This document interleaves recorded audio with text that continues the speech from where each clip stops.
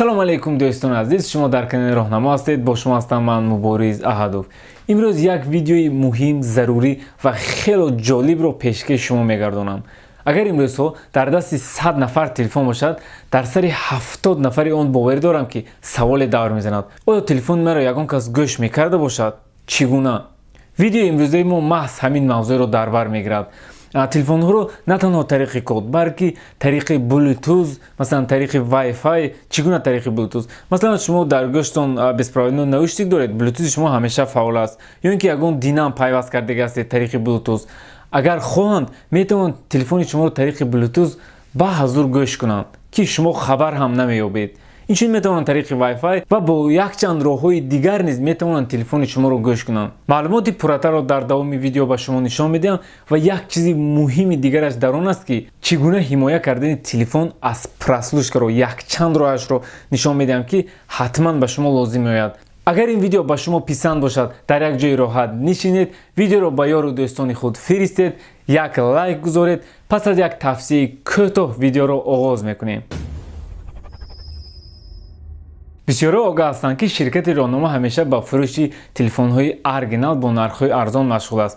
инчунин компанияи Samsung дар соли 2020 ду телефони нав овард ки яке нархи арзон Samsung A01, дигаре бошад дар нархи камтар қиматтар Samsung A51, ки ҳарду ҳам телефони беҳтарин аст. инчунин дигар намуди моделҳои телефони Samsung, Redmi, Honor ва ғайраҳоро дорем. касоне ки телефон хариданиянд ба ҳамин рақамҳо занг занед. ногуфта намонад ки ширкати роҳнамо 10 кроссовки брендовиро бепул дар розыгриш гузоштааст дар Instagram rohnamo.ru. агар иштирок кардан хоҳед, розыгриш дар Instagram мегузарад ва инчунин хоҳиши харидани кроссовкаҳои беҳтаринро дошта бошед, ба ҳамин рақамҳо занг занед. силкаи Instagram дар описанияи видео. ҳатман даромада обуна шавед.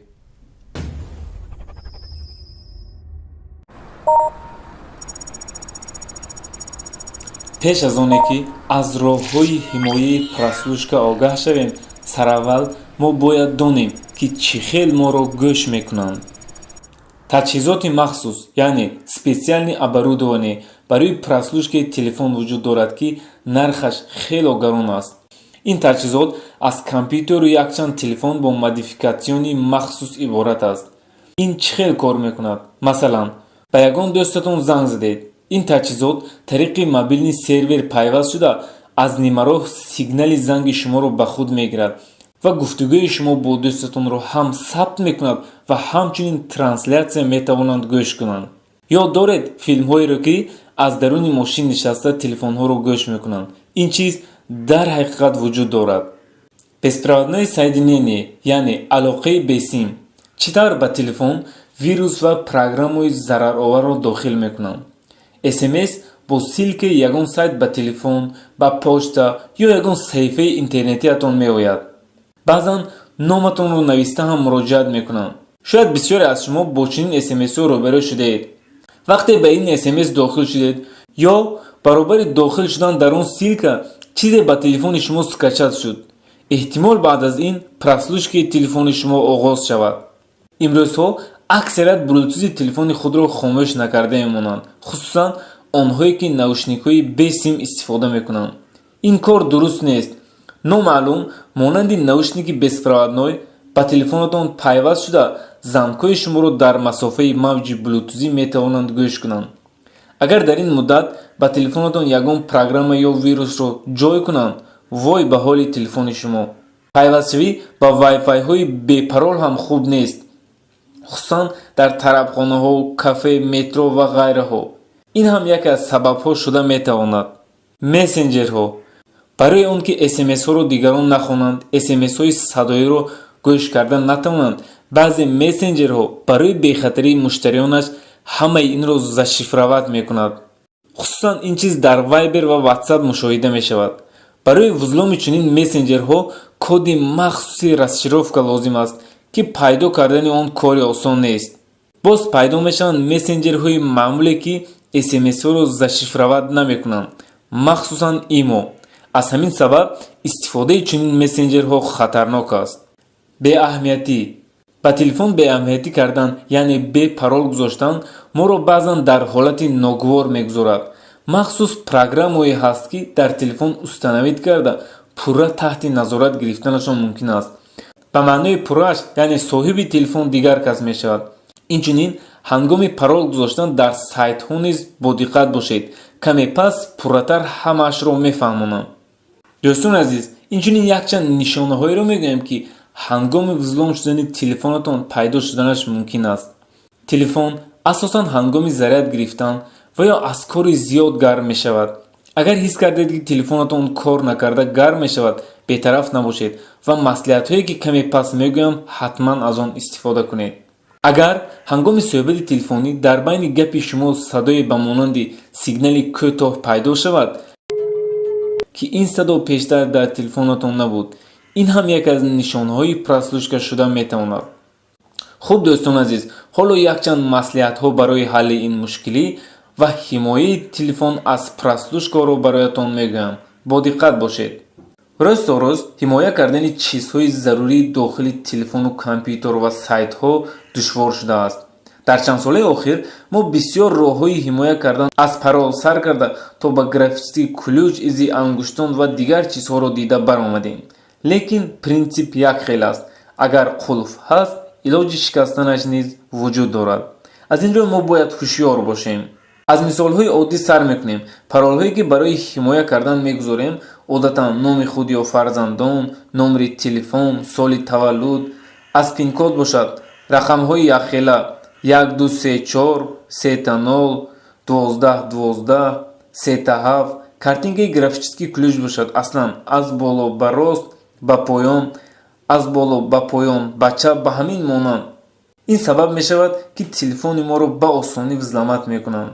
тавсияи мо ҳамин ки бо мурури вақт паролро иваз карда истед ва ҳамаи сайтҳоро паролашро якхела нагузоред. ҳамеша кӯшиш кунед ки паролҳои мушкил монед. обновление по бо сабабҳои гуногун ба бисёриҳо обновление по маъқул нест, яъне намехоҳанд вақт сарф кунанд. дигаре гумон дорад баъди ин ҳама чизҳояш удалид мешавад. сеюмин мегӯяд ки ба ман ҳамин кифоя аст. бо ҳамин сабабҳо бисёре аз одамон обновление по намекунанд. хакерҳо ҳамеша дар ҳаракатанд ки телефонҳои компанияро шикаста дохил шаванд. разработчикҳо бошанд зуд программаро нав карда нақшаи онҳоро барбод медиҳанд. барои бехатарии телефони худ ҳар вақте ки обновление по омад, ҳатман обновид кунед. ҳоло якчанд кодеро мегӯям ки шояд бисёриҳо аллакай инро медонанд, лекин боз одамоне пайдо мешаванд ки аз ин огаҳ нестанд. агар рафту дар телефонатон ягон чизи шубҳанокеро ҳис кардед ё ҳис кардед ки шуморо гӯш мекунанд ва аз пасатон назорат мекунанд, пас ин код решетка 004 решетка ё ин ки решетка 002 решетка визувро пахш кунед. ин код ҳамаи прослушкаю переадресатсияро дар телефонатон хомӯш мекунад. интернети бепулро ҳама дӯст медорем. вақте дар ягон кафе, ресторан ё метро вайфаи бепулро мушоҳида кардем, зуд ба он пайваст шудан лозим нест. чунки метавонанд ки ба ҳамон монанд як вайфаи дигареро дар он ҷо сар диҳанд ва вақте ки шумо нафаҳмида ба он вайфай пайваст шудед, пурра телефони шумо дар ихтиёри дигар кас афтоданаш мумкин аст. аз ин ро боэҳтиёт бошед. чӣ хеле дар боло қайд кардем, смсҳо бо силка меояд. ҳеҷ гоҳ ба чунин смсҳо дохил нашед ё беҳтараш зуд ин смсро аз телефонатон удалид кунед. инчунин маслиҳати дигар ин ки пас аз истифода ҳамеша блутузи телефонро хомӯш карда монед. хуб дӯстони азиз, ин буд видеои навбатӣ. фикрҳои худро ҳатман дар комментарият нависед. худованд ҳамаи шуморо нигаҳбон бошад. хайр. бисёре аз шумо мехоҳед ки ба сарҳади қазоқистон рафта биёед, лекин намедонед ки бо кӣ равед. амана марҳамат ба ин рақамҳо занг занед, рафта биёед. баъзе дигаратон дар хона борҳои зиёд дореду намедонед ки чӣ гуна ба тоҷикистон равон кунед. ба ин рақамҳо занг занед ки ба наздикӣ мошинҳояшон ба роҳ мебурад. ҳатман занг занед то дер накунед. шуд акнун камераро хомӯш кунед, мешавад. дӯстони азиз, чӣ хеле ки мебинед, шукри худо кор беҳтарин аст. закасҳо хеле зиёд шуд аз ҳама шаҳрҳо. мана дар инҷа имрӯз дута хайскрин закас дорем. якта 5 қариб A50 аст, A30 ҳаст. мана ин Redmi Note 8 ҳаст, дута дига дар инҷо, якта дар инҷо. наушникҳо ҳастанд. баъд Redmi Note 7 қариб 10 дона аст. чӣ хеле ки мебинед, мо амин телефонҳоя манам хел дар коробка зада равон кардастем. Ин коробкаи калонаш бошад, бачаҳо аз як завод Redmi Note 8 Pro, Redmi Note 8, 7 ҳамин хел 156 телефон якҷоя хариданд. хоб дӯстои азиз, рақамҳое ки мебинед ҳатман занг занед, ба тамоми кунҷу канори Россия равон мекунем бе ташвиш.